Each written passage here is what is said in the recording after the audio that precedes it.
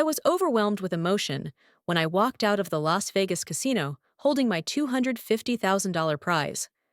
My fingers trembled as I texted my husband, "I'm going to buy us something special." In my mind, I was picturing a pair of matching diamond rings. But then, he texted me, from Hawaii, "Just married your sister." "By the way, you're pathetic," I replied. "Cool." The next morning, his luggage was placed at the front gate, and the police were already at my doorstep. My name is Amanda, 32 years old, head of sales at Lexus in Boston. My life used to drift along peacefully, in what people often call stability. I had a good job, a small house in the suburbs, a 5-year-old daughter named Mia, who loved drawing and singing, and a husband, Braden, a freelance investor working on startup projects, who always said he wanted to spend more time with our child. We had been married for 7 years, and through all that time, I believed we had a healthy marriage. I worked, and Braden invested. But the truth was, he lost more than he won. And if I hadn't quietly managed our finances from behind the scenes, we likely would have lost our home long ago. When my company rewarded me with a trip to Las Vegas for top-performing employees, I thought it would be a rare break after months of hard work. That night, I wore a simple black dress and entered the Bellagio casino with a few colleagues. My hands trembled slightly, heart pounding as I sat down at my first ever blackjack table. I'm not the kind of person who gambles, but somehow, when the cards were dealt, I felt an eerie calm. And then, I exploded with joy when I won big. The final hand earned me $250,000. I laughed, not because of the money, but because I felt lucky, because I believed I deserved it. I pulled out my phone and texted Braden, "I'm going to buy us something special." In my mind, it was a pair of matching diamond rings, one for me, one for him, a symbol of the journey we had shared through 7 years of marriage. But Braden didn't reply. I assumed he was busy with our daughter or tired. I had no idea that just a few hours later, my entire world would implode. That night, at 11:33 p.m., just as I turned off the lights to sleep, my phone vibrated. A single message from Hawaii. It was Braden. He wrote, "Amanda, I married Tiffany. We're happy. Don't bother us anymore. You always thought you were better than others, but really, you're just pathetic." I froze. Tiffany, my own sister. The girl I once raised, paid tuition for, gave a place to live for 2 years when she was unemployed. I read that message again and again, hoping it was some cruel joke. But no, there was a wedding photo attached. Beneath the Hawaiian sky, the two people I had loved most in my life were holding hands, beaming. Minutes later, in shock, I called Amy, my best friend. When she answered, I couldn't speak. I just cried like a child who had lost everything. My voice broke as I tried to say, "Braden married Tiffany. They're in Hawaii." Amy was silent for a few seconds, as if trying to collect herself, then whispered, "Amanda, I I have to tell you something. I've kept this from you for years. But once, when you were 3 months pregnant with Mia, Braden hit on me. It's true. He texted saying he was lonely, that you were too busy, that you weren't the same." I shut it down immediately. Didn't let it go further. I was going to tell you. But at that time, I was only thinking about the baby growing inside you. I was afraid that if I said anything, the child would be fatherless. I didn't know what was right or wrong anymore, so I stayed silent. I was stunned, as if stabbed again. I quietly asked, "Do you think they started back then?" Amy sighed, hesitating. "I'm not sure. But if he dared to come onto his wife's best friend, I don't think Tiffany was an exception. I believe it's been going on for a long time." I fell silent. A memory flashed in my mind, something that once seemed harmless. 18 months ago, I had to leave town for a last-minute business trip and asked Tiffany to watch Mia. She was just 3. When I returned, Tiffany had fallen asleep on the couch, and Braden was draping a blanket over her. I remember smiling, thinking, this is family. But now, with everything I know, perhaps that was the beginning. And I, with all my trust, had allowed two betrayers to live under my roof. That night in Las Vegas, I stood silently by the window, neon lights reflecting in my glass of red wine. I looked at my wedding photo on my phone, then deleted it. I whispered to myself, they want to see me break. But I won't give them that pleasure. I sat at the desk, opened the small notebook I brought, and wrote the first line. Counterattack plan. Begins at 6 a.m. tomorrow. I knew they wanted me to lose control, to scream, to lose my mind so they could seize everything. But I was no longer the naive woman I used to be. I opened my phone, typed a short message to Braden. Cool. No rage, no sorrow. Just one cold word to end it all. I put the phone down, took a deep breath, and felt as if I had just removed a rope that had been strangling me for years.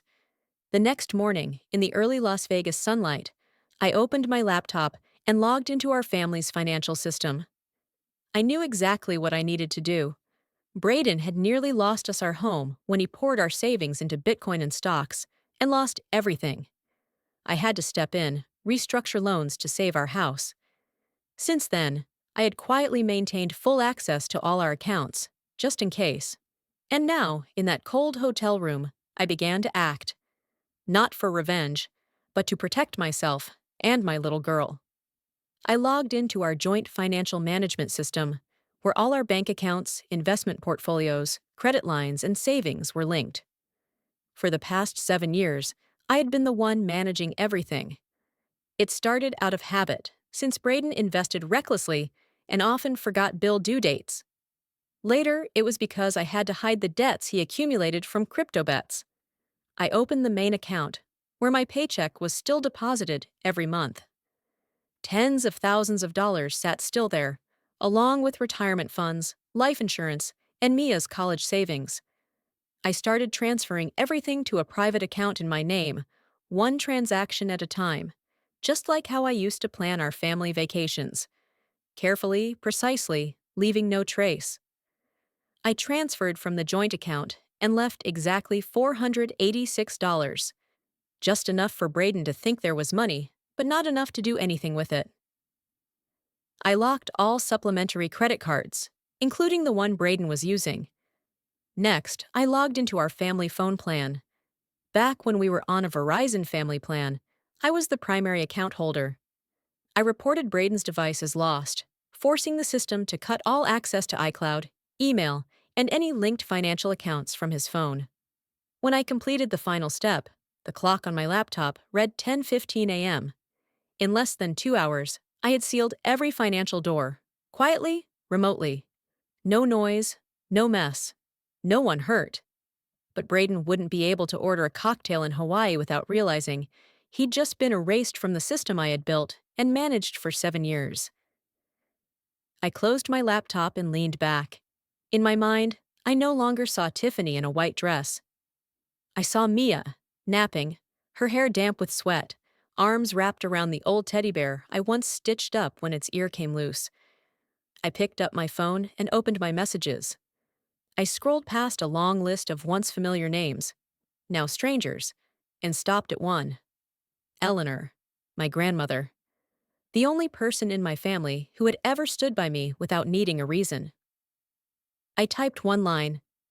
I can't explain right now, but I want you to know, Mia and I are okay. I'll reach out soon. I didn't know if she'd read it right away, but I knew she'd understand. And I also knew this was just the beginning. I couldn't leave Las Vegas right away. Not because I was being held back or hadn't booked a ticket, but because I needed enough time for Braden to spiral into chaos, so he wouldn't suspect that I had taken control from the very beginning. Mia was still at home with the part-time nanny I hired for a few days, like every other time I went on business trips or conferences. But this time was different. That house was no longer safe. Not when Braden could return at any moment, dragging Tiffany with him, or worse, stage some performance to claim control. And I wouldn't allow that to happen, not for even an hour. At 10:30 a.m., just minutes after I had completed the final steps of the financial lockdown, I called a locksmith service in Boston. Luckily, the locksmith had just finished a job a few blocks from my house. His voice was calm, professional, and he didn't ask many questions. I spoke clearly, slowly, leaving out no detail: the type of door, the number of locks, a request to replace them all, and the reason I could only guide him via FaceTime. At 11:05 a.m., he arrived. I called him via FaceTime right then. The screen showed my familiar house, with the lawn I used to tend each spring, the foldable chairs where Mia and I would sit and eat ice cream, and Braden's belongings: clothes, laptop, shoes, a few personal items, gathered by my nanny earlier that morning according to the list I sent her, packed into 3 cardboard boxes and a black duffel bag, placed at the edge of the porch like a farewell that needed no words. I guided the locksmith through each lock replacement, starting with the front door, then the back, and finally the garage. I didn't want to keep a single old key. I didn't want Braden to think he still had any right to enter, not even in memory. By 12:37 p.m., when the final lock had been turned and tested, I could finally breathe. I asked the locksmith to leave the new keys in the secure mailbox on the porch, using a passcode I had set up beforehand. He turned the camera to show me each door now securely locked, every lock replaced. No gaps. I ended the call, then sat silently on the hotel bed. No one knew that just a few weeks ago, I had planned to host Mia's 6th birthday party in that very house. Braden had promised to grill in the yard, and I had planned a chocolate cake. But now, all I had left was one thing: a mother's instinct. And that instinct told me to cut off access, completely, from anyone no longer worthy of existing in our safety circle. I opened the security camera on the front doorbell. No movement, no one there. The house was quiet, as if asleep. I immediately composed a new email to Cynthia Morgan, my best friend and attorney. I summarized everything: Braden's betrayal, Tiffany, and the possibility they might return to the house later that day. I attached a scanned copy of the house deed, the wedding photos from Hawaii Amy had just sent me, and wrote a brief subject line: "If they come back, stand in my place." 10 minutes later, Cynthia replied with just 2 words: "Understood." I was sitting in my Las Vegas hotel room, the afternoon sun casting long shadows through the thick brown curtains. My phone buzzed. A video call from Cynthia Morgan, my attorney. The screen split in two, one side showing Cynthia's composed face, the other showing the live camera from my front door in Boston. 2:15 p.m., Braden and Tiffany had returned.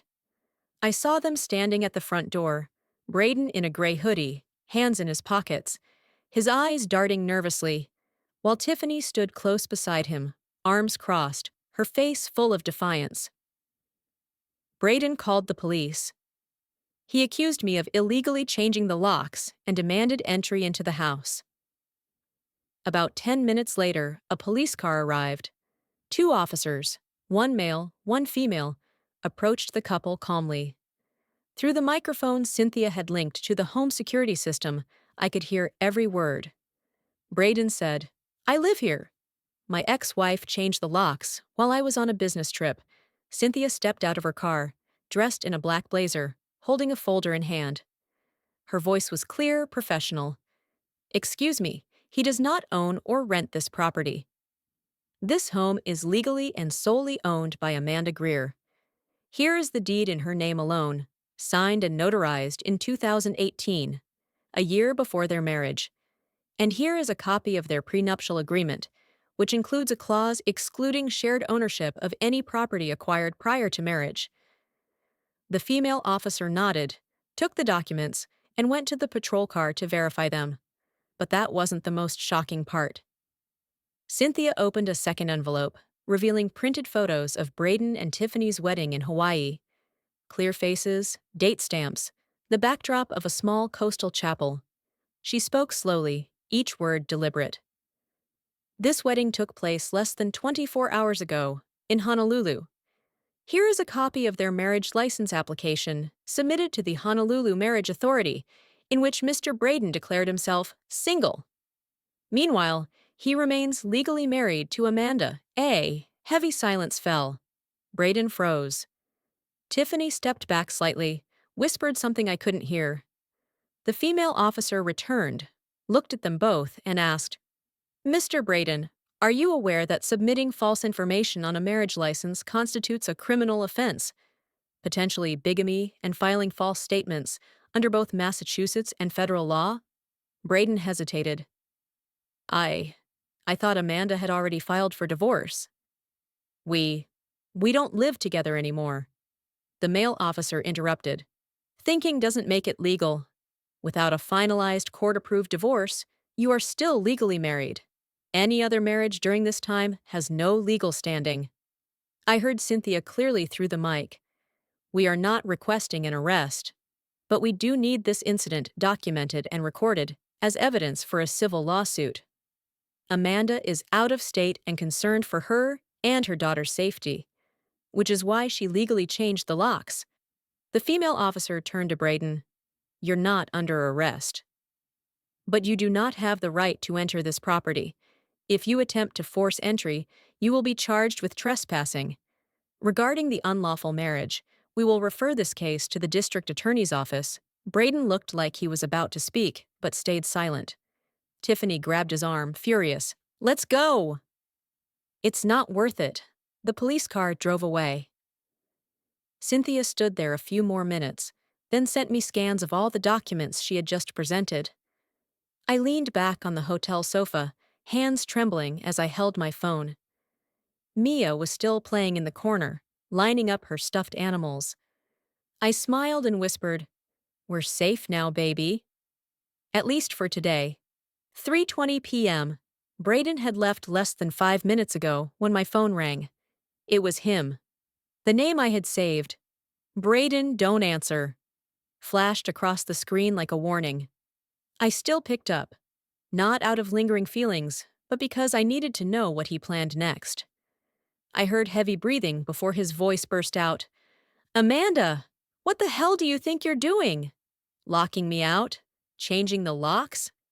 Are you insane? I didn't respond. I let him rant, every word pouring out like a man unraveling. In less than a minute, he shifted from fury to pleading. We can talk. Don't bring the cops into this. Tiffany, she was just a mistake. I still said nothing, until his final words. You know you can't keep that house on your own, right? I smiled and quietly ended the call. 3 minutes later, I called Cynthia. I said only one sentence. They've played their hand. It's time we show ours, Cynthia chuckled softly on the line. Bigamy in Hawaii? You really know how to time things. Don't worry. This is the kind of legal gift-wrapped package the court just loves. I knew she was being sarcastic, but coming from a civil attorney who had won numerous marital fraud cases, I trusted Cynthia knew exactly what to do. That afternoon, I checked my email and found a new file from Amy, my college best friend. It was a series of screenshots of messages Braden had sent her years ago. Flirtatious, inappropriate, and undeniable. I forwarded everything to Cynthia. Within 24 hours, the case file for bigamy, fraud, misuse of marital assets had thickened by nearly 20 pages. That evening, I wrote a single line in my journal. I always knew he would betray me. I just never expected the law to stand so clearly on my side. The flight from Las Vegas to Boston landed at 6:42 a.m. the next morning. I hadn't slept the entire way. Inside my handbag, I still clutched a small gift, a glow-in-the-dark coloring book, and a set of glitter pens Mia had once pointed out while passing a bookstore last month. I had meant to save it for Thanksgiving, but after everything, I just wanted to see my daughter smile the moment I walked through the door. When I opened it, Mia was still asleep in her room, hair tousled, holding tightly to the stuffed bear my mother had sewn for me when I was little. I sat on the edge of her bed, gently brushed her soft hair, and whispered, Mom's home. Her eyes blinked open, dazed for a second, then lit up. You're really home? You're not leaving again, right? I shook my head and pulled her close. I'm not going anywhere. And I have something for you. I took the pens and coloring book from my bag, and Mia sprang up as if she'd just won a prize. I'm going to color the roses first, she said, then whispered, You have to color with me, okay? I nodded, a faint smile on my lips. In that moment, all the chaos, anger, and heartbreak faded beyond the door, leaving only the warm light of the kitchen, the faint scent of cinnamon tea, and the sound of my daughter opening her box of pens with her tiny hands. I had just finished my second cup of tea when the doorbell rang. It was my father, Charles, and my brother Sebastian, both dressed as neatly as if they had just come from a shareholders' meeting, not the home of a daughter recovering from a marriage built on betrayal. They didn't greet Mia. They didn't hug me. They simply glanced around the house as if inspecting damage. If you need anything from me, say it quickly, Charles began, his voice low and clipped. Don't let this get out. Our family can't be smeared because of some petty marital drama. Sebastian stood behind him, arms crossed. Braden texted me. He said you're trying to ruin his career out of jealousy. You two have been falling apart for a while, haven't you? I didn't respond immediately. I simply set my teacup down, wiped my hands on the towel, and looked straight at them.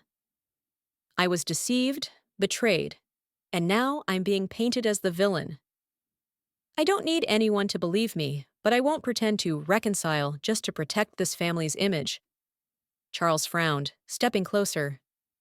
People don't care who's right or wrong. They'll just say you couldn't keep your husband. If you keep being stubborn, you'll destroy everything. The family, Sebastian's position, my reputation. The last words fell like a sentence, not aimed at Braden, but at me. I laughed, a hollow, bitter laugh. Then maybe I'm no longer part of that everything. Suddenly, the back door opened. Eleanor, my grandmother, appeared in her pale blue cardigan, leaning on her cane, her expression calm yet resolute. Perhaps in our last call, I had told her my flight details, and like always, she remembered. Charles, she said firmly, looking straight at my father, if you still have a shred of decency left, you should apologize to Amanda. I remember when Tiffany snatched that doll from her as a child, and you said, Let it go. She's the younger one. And now? She's stolen her husband too. Are you going to let that go as well? Silence. Then Eleanor turned to me, her eyes warm and bright. You don't need reconciliation, dear. You need protection. And this time, I'm standing with you. I stepped forward and hugged her, and for the first time in days, I felt a little less cold inside. That afternoon, as the last rays of sunlight brushed a pale orange glow across the kitchen wall, I sat on a bar stool, holding a glass of iced tea and my phone. I sent Braden a single text. Your startup's pitching Series B funding, right? I wonder what investors will think when they get an email with your wedding photos, considering you're still not divorced. No threats, just a quiet question, accompanied by a photo attachment. The wedding in Hawaii, taken 2 days ago. 40 minutes later, the doorbell rang insistently. It wasn't Braden. It was his sister, Lily, and a man I didn't know, with a pickup truck and 3 large plastic bins. We're here to collect Braden's stuff, Lily said quickly, avoiding my eyes, as if she felt his shame herself. I opened the door and said nothing. For the next 40 minutes, they rushed in and out, gathering clothes, shoes, his laptop, even a few old books Braden had left on the kitchen shelf, moving frantically, as if the house carried a contagious disease they needed to escape. A few small items were left behind. A coffee mug that read, Best Closer in the Room, a notebook filled with messy startup budgets in blue ink, and an old hoodie Tiffany used to wear. I didn't pick them up. I just stood by the doorway, watching them in silence. No one apologized. No one met my eyes. When the last door shut, leaving only the hum of the air conditioner and the soft fall of afternoon light across the wooden floor, I sat down, exhaled slowly. A chapter had closed, and somehow I was still whole. I thought that once Braden's belongings were gone, it would all be over. But a few days later, when I opened social media, I saw my face, cropped from an old vacation photo in Maine, circulating online with a bitter caption: "Some people only love money and status. They never love anyone for real." The post came from Tiffany's account, but the tone, the venom, was unmistakably Braden's. I knew it instantly. Below it, Sebastian had commented, "You reap what you sow." And my father had simply clicked like. They didn't call me, didn't ask. They just publicly sided with the so-called winners. The post spread quickly. Braden still had plenty of media contacts from his days investing in bar chains in Austin. A few VIP clients who once bought cars from me went silent. Some even canceled appointments. My colleagues at Lexus said nothing, but I could feel the whispers when I entered the break room. Another department manager quietly advised, "Stay silent." Don't let this hurt the showroom's image. I tried to act strong, but at night, under the bedside lamp, the light felt too bright, and everything around me smelled faintly of betrayal. The following days, I worked like a machine, meeting clients, closing deals, making calls, forcing smiles. Only Eleanor, my grandmother, kept quietly driving 50 miles each Wednesday morning to leave a loaf of banana bread at my doorstep. No note, just a small piece of paper with her handwriting. "You still have me." Don't forget, one morning, as I finished folding Mia's pajamas, she walked over and placed a drawing on my knee. In it was a brown-haired woman standing alone in the rain, but above her were big, uneven yellow letters. "Mom, smile." I sank to the floor, eyes stinging, not from pain, but from realization. There was one thing they could never take from me: the way my daughter saw me. And in that moment, I decided I wouldn't let them steal that too.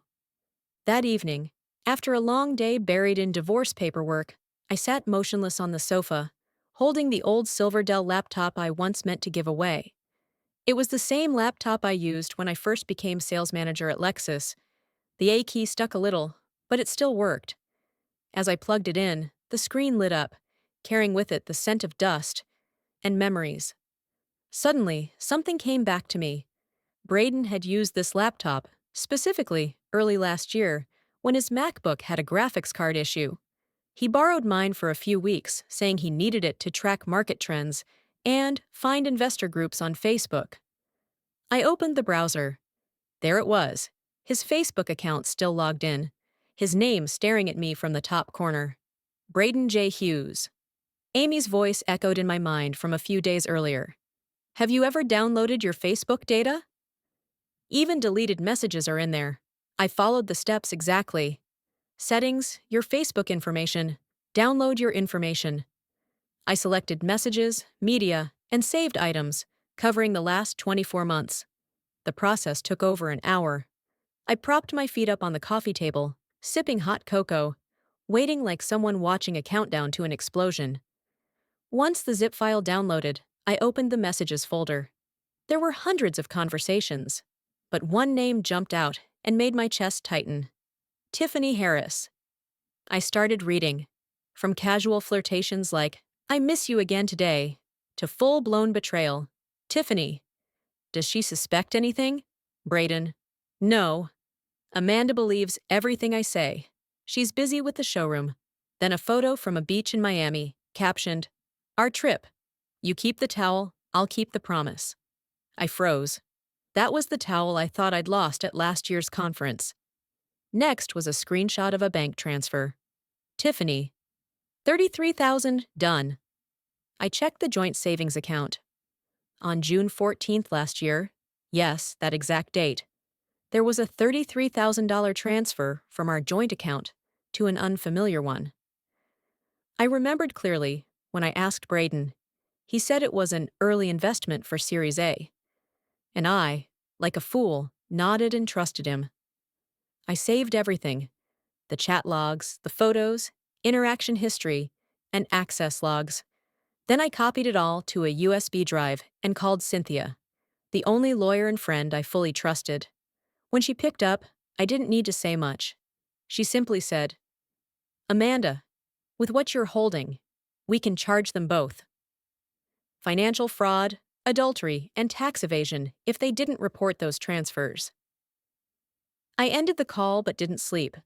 Instead, I printed every photo, marked the date and time of each transaction, and filed them neatly in a black folder.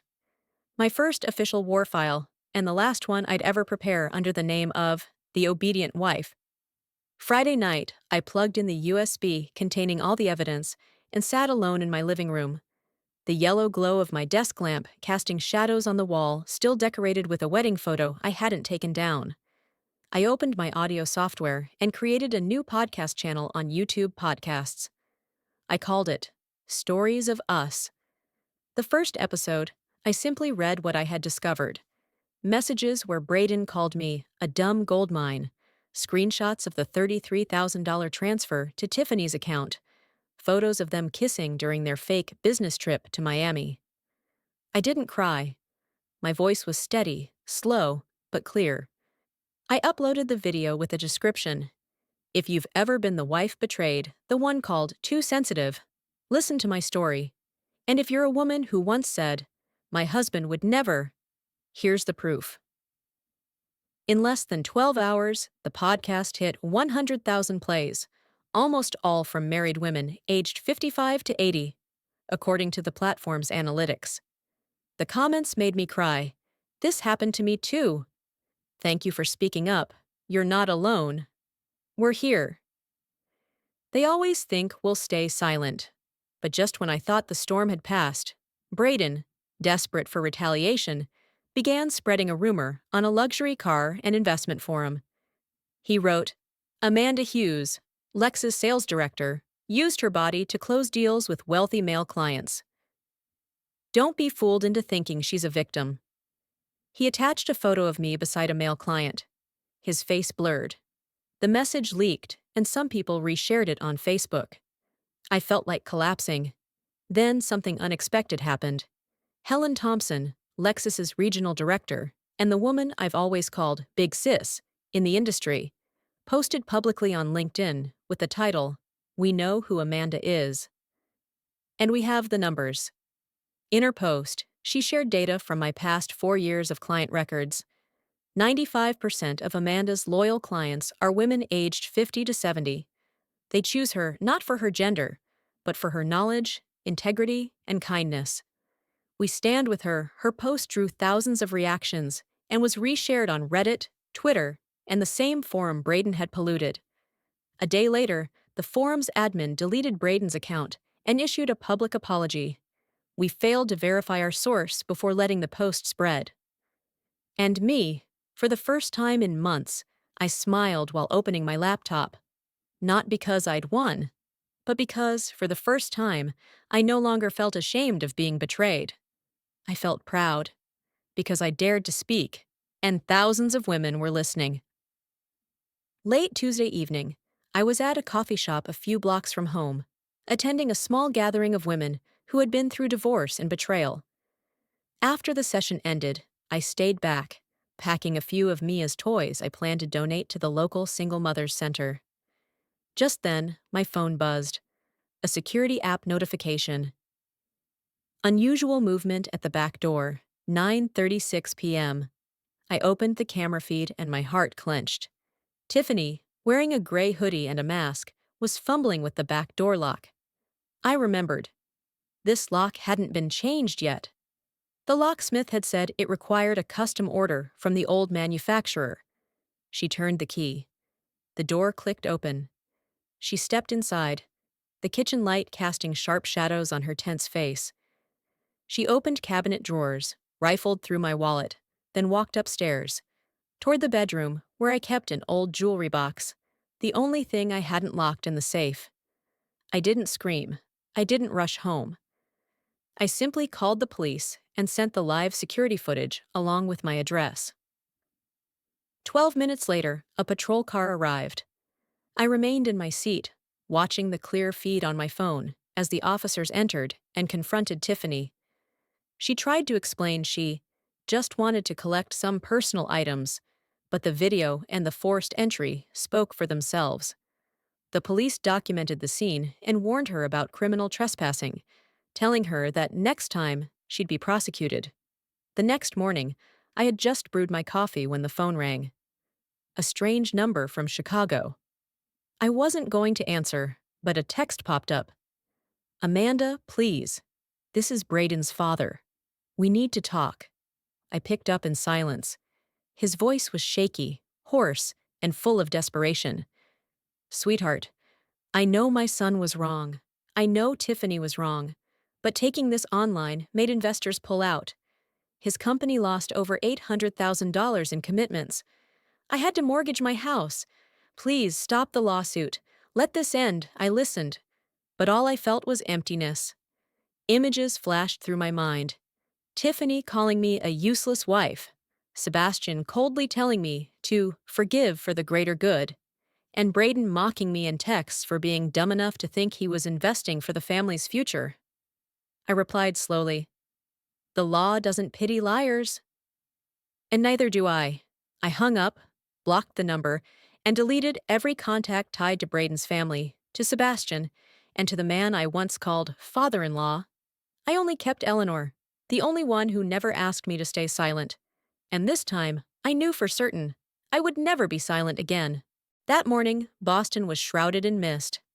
I stepped out of the car in front of the Suffolk County Courthouse, holding Mia's hand tightly. She was unusually calm, only asking one quiet question. "Mommy, are we going to win today?" I bent down, brushed her soft hair, and smiled. "We're not here to win, sweetheart. We're here to tell the truth." Courtroom 4B was packed. On the opposite bench, Braden and Tiffany sat side by side.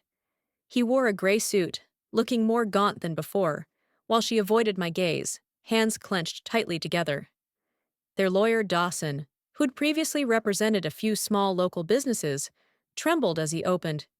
"Your Honor, my client, Mr. Braden Hughes, was simply acting on emotion. The marriage had already broken down, and the Hawaii ceremony was merely a private commitment, not legally binding." Cynthia, my lawyer, stood up tall, her voice calm but razor sharp. "Your Honor, we possess a valid marriage certificate from Hawaii, signed just 6 weeks ago, while Mr. Hughes was still legally married to my client. This constitutes bigamy, violating Title 18, Section 1015 of U.S. federal law." She placed a thick stack of documents on the table, beside a black USB containing all text messages, wedding photos, financial records, and the police report from Tiffany's break-in.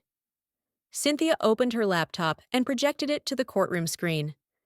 Message from June 14th, 2024, 9:42 p.m. Braden. "She believes every word I say. Just let Amanda keep paying all the bills." Tiffany. "So when do we go public?"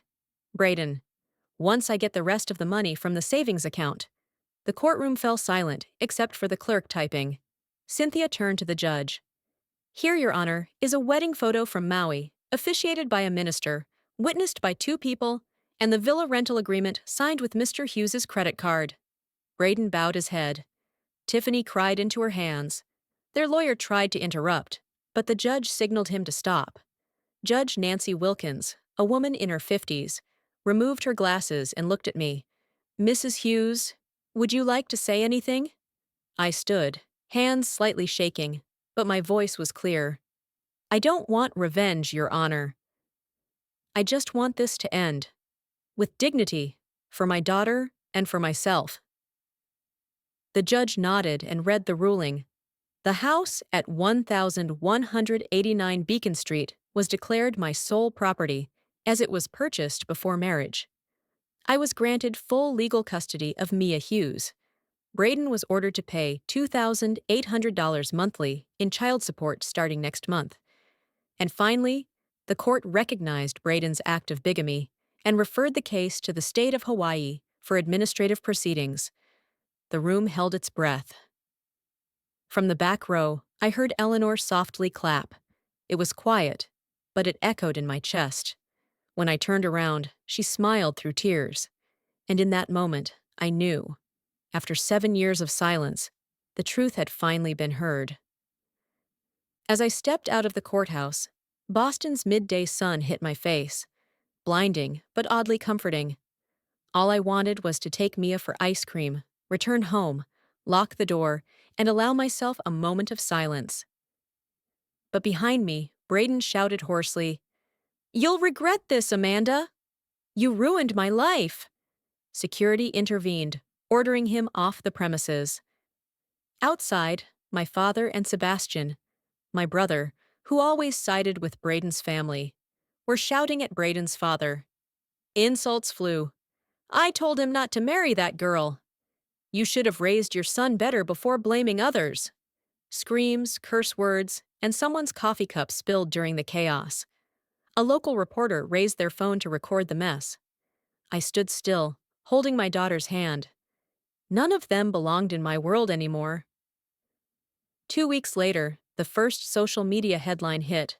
Braden Hughes, co-founder of private equity fund Blue Meridian Capital, loses investor support. Operations suspended over ethical scandal. I skimmed the post, feeling nothing. But then something worse came. This time, not from me, but from karma. On August 18th, during a stormy evening, a woman named Alyssa McCoy posted on a finance forum, "I won't stay silent anymore. I'm 3 months pregnant, and the father is Braden Hughes." The post went viral. She detailed their relationship, how they met at an investor conference in San Diego, where Braden claimed to be a widower. Comments exploded. Within hours, Tiffany deactivated all her social media. A friend later said she had a breakdown and was temporarily hospitalized. Braden's family turned on Tiffany, blaming her for the firm's collapse and filing a civil lawsuit for reputation damages due to the bigamy scandal. Braden lost everything. The firm shut down, his luxury condo was repossessed, and he moved back in with his parents, often spotted at local bars, drowning in debt. Tiffany, unemployed, took a part-time job at a home goods store, relying on temporary help from friends. I didn't feel smug. I didn't feel joy. I just felt peace. Because I knew I hadn't destroyed them. The truth had. One rainy night, as I looked out the window with the streetlight glinting off my teacup, I realized life can strip you of everything. But if you stand for the truth, it will, in the end, stand for you. One autumn afternoon, as the trees outside my porch turned golden, I received a message. It was from Tiffany. "You won. Are you happy now?" I lost everything. I stared at the screen, holding a warm cup of tea. In that moment, I felt no rage, no hatred, just emptiness, as if all of that belonged to the past now. I typed 3 words and pressed send. "I am happy." Then I blocked her number. From that moment on, I knew I no longer needed to win against anyone. I just needed to choose peace for myself. I began restoring the house, the place that had witnessed betrayal and tears, turning it into a sanctuary. I painted the walls cream, changed the curtains to white, and planted lavender along the porch that Mia lovingly called the Happy Garden. In the living room, I placed a small piano, a gift from Eleanor, who had moved in after the trial. Every morning, she sat in her old rocking chair, reading the paper and telling stories from her youth. One time, she said, "Amanda, you didn't lose anything. You just reclaimed what you've always deserved." I smiled, realizing her voice was as warm as the sunlight streaming through the kitchen window. A few months later, while dropping Mia off at her art class, I met Frank, a tall, calm-eyed Frenchman in his 40s, a former aerospace engineer turned special ed teacher. He helped me gather the blueprints I dropped, then offered to buy me coffee. We talked for 2 hours, and strangely, the past never came up. We saw each other again, joined Eleanor at weekend farmers markets, took Mia to see animated movies on Friday nights. Neither of us rushed to name what we were becoming, but I knew it was the beginning of something kind, healthy, and gentle. One October morning, I stood on the porch, watching the lavender sway in the wind, hearing Mia and Eleanor laughing in the living room. And in that moment, I knew my life had finally returned to the light. A year after the trial, I still begin every morning with a cup of chamomile tea, my laptop open, sitting in front of the silver microphone by the window. Stories of Us has now reached its 144th episode. It's no longer about my pain, but about the stories of other women, those who were betrayed, dismissed, and silenced, but who stood up, stronger and free. Tens of thousands tune in daily, most of them married or widowed women. They write in to share their lives, ask advice, or simply to say, "Thank you for speaking for us." I no longer search for justice. I live in it, every day, within the peace I've built. Outside the window, Mia plays in the garden, watering the lavender with her tiny broom. Eleanor rocks in her chair, reading the morning paper. Frank, smiling, straightens the wooden fence the wind knocked over last night. I look at them through the glass, set my tea down, and let its warmth spread across my fingertips. In that moment, I know. I've walked the full path, from heartbreak to peace, from silence to freedom. This home, this garden, these people, they aren't just shelter. They are the safe harbor I built after the storm passed. And that was my story. If it reached you, leave a comment. Tell me where you're watching from and what made you strongest in life. Don't forget to like, subscribe, and share this story so that other women can find their light too.